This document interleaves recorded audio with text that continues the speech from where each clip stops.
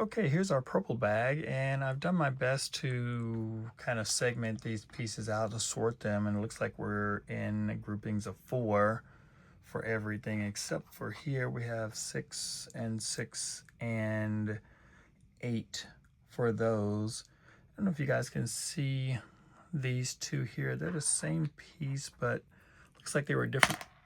Looks like they were a different run. One is more purple and one is more blue. And I have four darker violet purples up here and 2 lighter blues. Anyway, just want to make that distinction. So this is our purple bag, and you can see there's some fantastic translucents in here, as well as the roof tile singles. And you've seen these before, I'm sure, but maybe not this bright purple, bluish, more, yeah, that hue.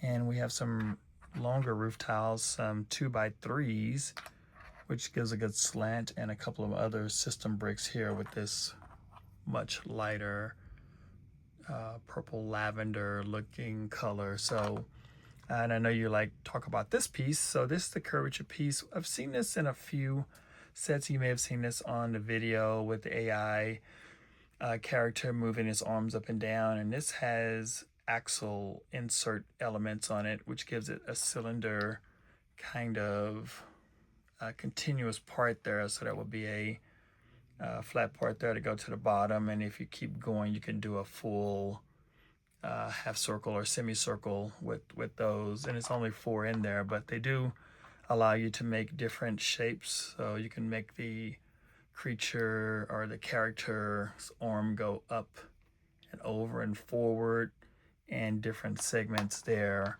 as well. So this is the purple offering, and I'll give you a little rundown on some of the other parts as well. Very nice colors, much different than the standard blue. So I think this will come together really well. See you guys in the next one.